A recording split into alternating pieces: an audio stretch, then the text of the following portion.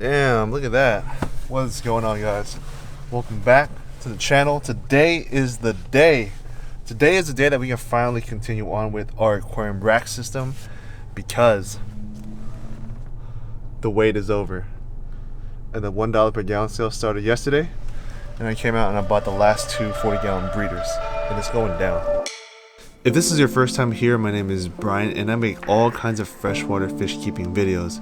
In this channel, I'll cover things like DIY projects related to the aquarium hobby, along with giving you guys updates on all of my fish. So if you like what you're checking out, stay tuned and hit that subscribe button, and I appreciate your support. You know, actually waiting for these tanks to go on sale, my whole channel was at a standstill, complete standstill, because I couldn't do anything without these tanks.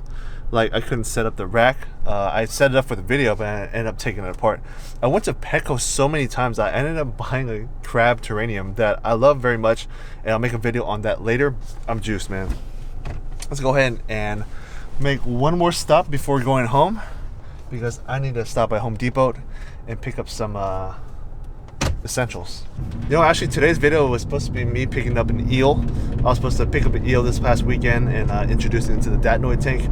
Then I couldn't get rid of any of the fish that I have. I wanted to take care of my Datnoid, and I wanted to dedicate that tank to my Datnoid, so I didn't get it. I kind of passed up that opportunity. That tiger eel is one of my dream fish to keep, and I do want to grow one out in the future, but I'm gonna finish up with my Datnoids first, and when I have room, then I'll go ahead and introduce them. But as for right now, it's not really a good time to introduce that eel, so we're just gonna have to wait for another day.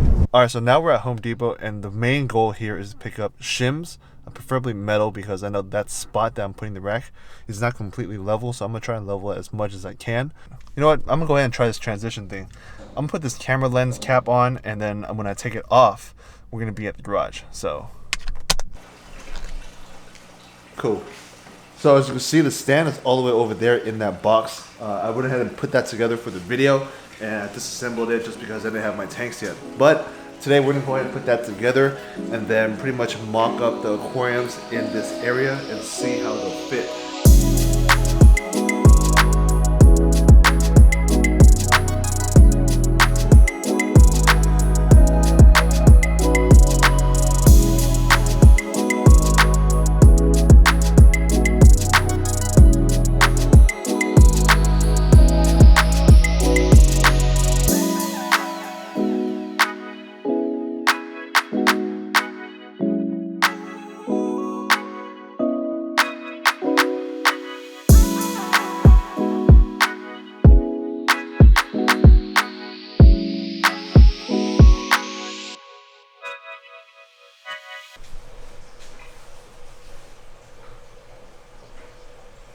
This is sick. Man, my hair looks crazy. Let me put on a hat real quick.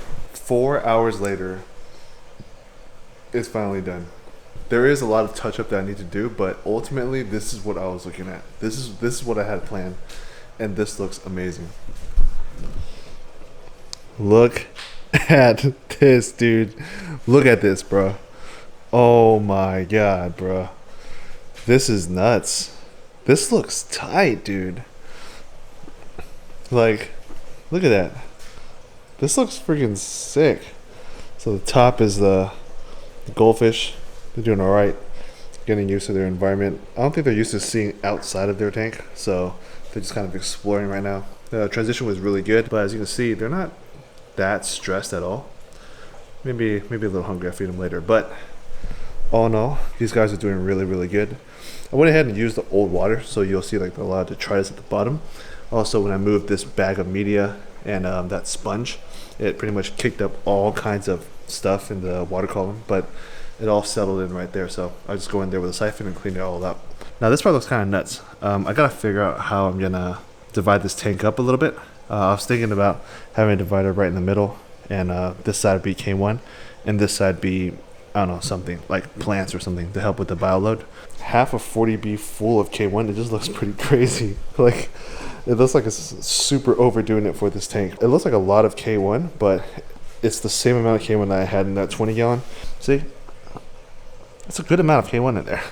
I'll fix that dead part when I do the tank dividing, because I'll end up moving the air stone that's right over there. over there, and then that'll take care of it. But yeah, this is pretty crazy. Like, I was thinking about getting rid of the K1, but after looking at it, like kind of like on display right here, it looks sick. I would have even more outside, but as you can see, I have a whole bunch of, like, I have a dead zone I have to work on. If that was fluidized, it would look even more full. Like, I have a big clump that's all the way over there. But yeah, with the improvements to the sump, these guys should do a lot better. I mean, they were doing good before, so with the 40-gallon upgrade, they'll have a lot more water to kind of play around with. Oh, look, I didn't even know my dad was right there. It's kind of blending in the dark. With the added refugium area that we're planning for this side, I'll also help with the nitrate buildup. Maybe I'll do pothos again and have it grow along these racks, but again, we had that bug problem. I don't really want to deal with that. But as you can see, this area is starting to look pretty crazy. Maybe I can add 2 more 40 gallons here with the extra pieces of rack. Honestly, the hardest part of this build was leveling out this aquarium, because this spot right here isn't as perfect as it should be. I have metal shims in the bottom of this stand to kind of level it as much as I can. And then, yeah, man, it took a lot of metal shims, and I didn't want to put too much because I would eventually have a metal platform underneath and it wouldn't be that good. But I leveled it out as much as I could, and it is off by a little bit, but